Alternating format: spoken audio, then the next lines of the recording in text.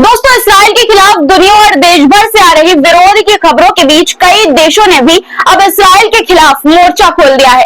खबर है कि Malaysia United Nations general assembly यानी कि संयुक्त राष्ट्र महासभा में इसराइल के खिलाफ प्रस्ताव पेश करेगा। प्रस्ताव इसराइल को बाहर निकालने का होगा। पूरी खबर पर आगे चर्चा करेंगे।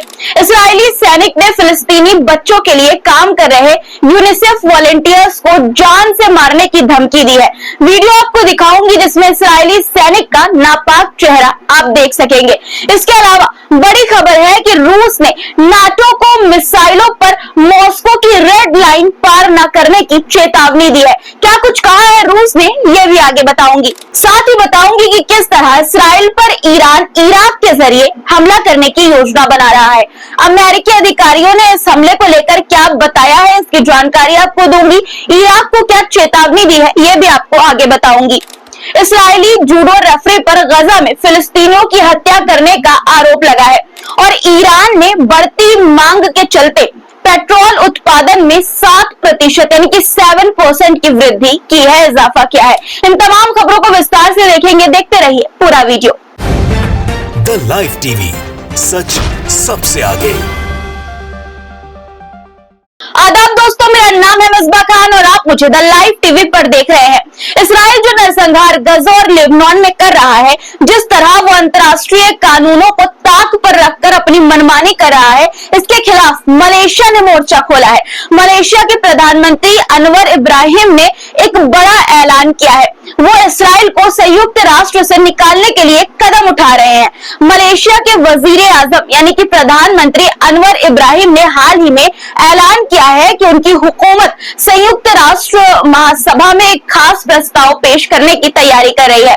इस प्रस्ताव का मकसद अंतर्राष्ट्रीय कानून का उल्लंघन करने के चलते इसराइल को बाहर करने की मांग करना है। सीधे तौर पर इसे ऐसे भी आप देख सकते हैं दोस्तों, इस तरह से भी देखा जा सकता है कि फिलिस्तीन के साथ इसराइल का बरसों से चल रहा झगड़ा और वहां के लोगों पर लगातार होने वाले जुल्म के खिलाफ ये कदम उठाया जा रहा है। मलेशिया का मानना है कि इसराइल ने फिलिस्तीन में कई बार अंतर्राष्ट्रीय कानूनों का उल्लंघन किया है। अनवर इब्राहिम का ये बयान साफ इशारा करता है कि मलेशिया अब इस मुद्दे को और नजरअंदाज नहीं करेगा। किसी को उंगली देने पर हाथ पकड़ने वाली जो बात है वो इसराइल पर फिट होती है दोस्तों। फिलिस्तीनियों ने यहूदियों को अपनी जमीन दी, अपने घर में थोड़ी सी जगह दी, मदद की उनकी, और ये लोग पूरे फिलिस्तीन में फैल गए और अब इन्होंने फिलिस्तीनियों को उनकी जमीन से निकालने की पूरी योजना बना ली है। ये उन्हें निकालना चाहते हैं। इनकी नफरत ऐसी है कि सोचिए, ये बच्चों की मदद करने वाली तंजीम को भी निशाना बना रहे हैं। आपकी स्क्रीन पर एक वीडियो आपको नजर आ रहा होगा। ये जो शख्स यूनिसेफ वॉलंटियर्स से लड़ता दिख रहा है, उनके खून का प्यासा नजर आ रहा है, ये इसराइल का एक सैनिक है जो छुट्टी पर है और छुट्टी के दौरान ही ये यूनिसेफ वॉलंटियर्स को धमकी देता है। दरअसल फिलिस्तीन के बच्चों के लिए यूनिसेफ के कुछ वॉलंटियर्स एक दान मुहिम चला रहे थे ताकि वो मासूम बच्चों की मदद कर सके जो मुश्किल हालात से इसराइल के जुल्म के बीच अपनी जिंदगी बसर कर रहे हैं। लेकिन इस नेक काम के दौरान एक इसराइली सिपाही जो छुट्टी पर था, उसने उन पर अचानक यानी कि जो वॉलंटियर्स थे उन पर अचानक हमला कर दिया। उसने वॉलंटियर्स को धमकी दी और कहा कि अगर एक बार और तुमने फिलिस्तीन का नाम लिया तो मैं तुम्हें जान से मार डालूंगा। सोचिए दोस्तों, वो लोग जो सिर्फ इन मासूम बच्चों की मदद के लिए आगे आए हैं, उनके साथ इस तरह का बर्ताव सिर्फ इसलिए किया गया क्योंकि वो फिलिस्तीन का नाम ले रहे थे। इस घटना ने इंसानियत को झकझोर कर रख दिया है। खैर, इसराइल जो हरकतें कर रहा है उससे इंसानियत की उम्मीद की भी नहीं जा सकती, लेकिन आप इस घटना से इसराइल के सैनिकों की मेंटालिटी देख सकते हैं कि किस तरह से वो फिलिस्तीन के बच्चों से भी नफरत करते हैं। क्या दुनिया अंधी हो गई है? क्या जो लोग इंसानियत की बात करते हैं उनकी आंखों की रोशनी चली गई है? कानों ने सुनना बंद कर दिया है? ऐसी नफरत कि बच्चों की मदद के लिए भी डराया धमकाया जाएगा। क्या वो सो कॉल्ड शांति की बात करने वाले देश, अंतर्राष्ट्रीय समुदाय सब सो गए हैं? यहाँ सोचने की बात यह है कि इसराइल के सिपाहियों में इतनी नफरत भरी है कि फिलिस्तीनियों को लेकर छुट्टी पर होने के बावजूद वो इंसानियत का लिहाज भी भूल जाते हैं।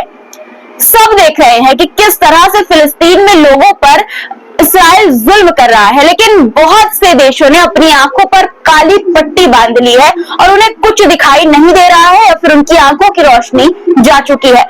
अब ऐसे अंधे लोगों से क्या उम्मीद की जाए दोस्तों। अब आपको एक बड़ी खबर बताती हूँ। रूस और नाटो के बीच तनातनी बढ़ती जा रही है। रूसी विदेश मंत्री सर्गेई लावरोव ने नाटो को सख्त चेतावनी दी है कि यूक्रेन अगर पश्चिमी मिसाइलों से रूस के भीतर हमला करता है तो इसे नाटो का सीधा हमला माना जाएगा।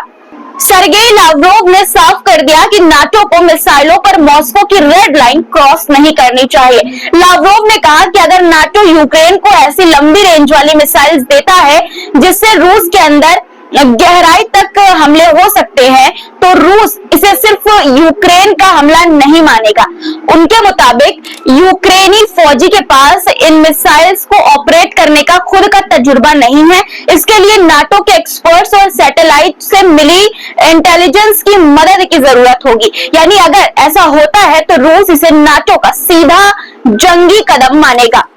लावरोव ने आगे कहा कि अगर ऐसी कोई हरकत होती है तो रूस भी अपनी सुरक्षा के लिए हर जरूरी कदम उठाएगा। उन्होंने साफ किया कि रूस के पास अपने हक के दिफा के तहत जवाब देने का पूरा हक है, जो कि यूनाइटेड नेशंस चार्टर में भी शामिल है। इस बयान में लावरोव ने इशारों में अमेरिका और ब्रिटेन को भी चेतावनी दी कि अगर हमलावर कदम उठाया गया तो अटलांटिक और इंग्लिश चैनल के उस पार भी कोई महफूज नहीं रहेगा।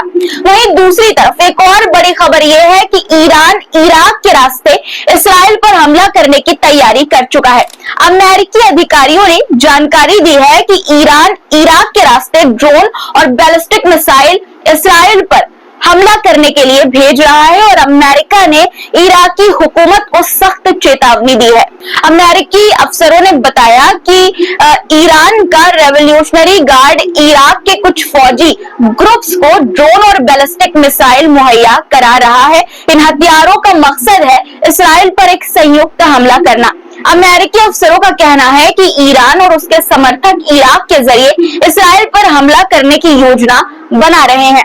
इसी के मद्देनजर अमेरिका के सदर जो बाइडेन की हुकूमत ने इराक को सख्त अंदाज में चेतावनी दी है। उन्होंने इराक से कहा है कि अगर उसने अपने इलाके से ईरान के किसी भी हमले को नहीं रोका तो इसराइल इराक पर सीधा हमला कर सकता है। यानी इराक को अब तय करना होगा कि वो अपनी जमीन को ईरानी हमलों के अड्डे के तौर पर इस्तेमाल करने देगा या नहीं।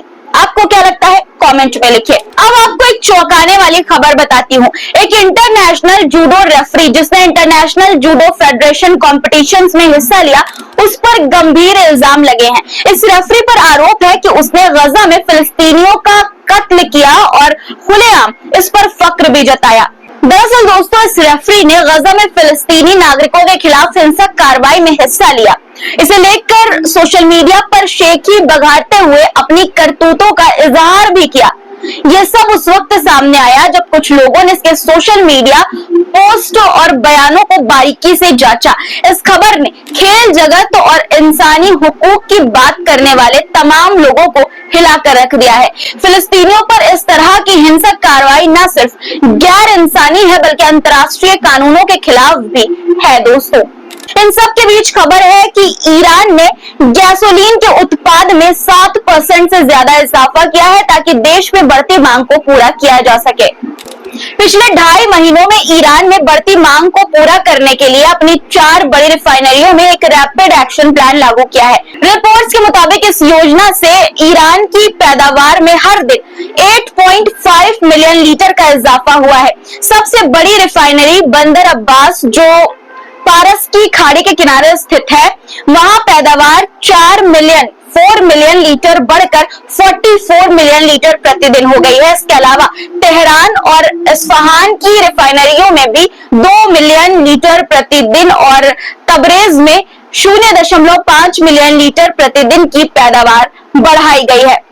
यह इजाफा ऐसे वक्त में हुआ है जब ईरान में गैसोलीन की मांग तेजी से बढ़ रही है। रिपोर्ट्स के मुताबिक अप्रैल से नवंबर के बीच देश में गैसोलीन की मांग में 7.4% यानी कि 7.4% की बढ़ोतरी देखी गई है, जिससे औसतन 124.5 मिलियन लीटर की खपत हो रही है। गैसोलीन की बढ़ती मांग की वजह से ईरान को एक दशक के बाद फिर से गैसोलीन का इंपोर्ट शुरू करना पड़ा है। हालांकि ईरान पहले से ही गैसोलीन में खुद कफील था, लेकिन मांग बढ़ने की वजह से इंपोर्ट का सहारा लेना पड़ा। दोस्तों, आज के लिए इतना ही। इस पूरी खबर पर आपकी क्या राय है, कमेंट में जरूर लिखिएगा। और दोस्तों, कमेंट जरूर क्या करिए, क्योंकि आप सभी के कमेंट मैं खुद पढ़ती हूँ। आपकी तारीफों से, आपकी हौसला अफजाई से मुझे और हिम्मत मिलती है सच के लिए आवाज उठाने की, खुलकर बोलने की। इसलिए दोस्तों, कमेंट में अपनी राय जरूर लिखा करिए। और आपसे एक और छोटी सी गुजारिश है, आपको हमारी स्क्रीन पर एक QR कोड नजर आ रहा होगा, इसके जरिए आप छोटी छोटी हमारी मदद करते हैं। और उम्मीद है दोस्तों कि इसी तरह से अपनी छोटी छोटी मदद के तौर पर अपना प्यार आप हमें देते रहेंगे। फिर मुलाकात होगी कुछ नए मुद्दों के साथ, तब तक के लिए खुदा हाफिज। द लाइव टीवी, सच सबसे आगे।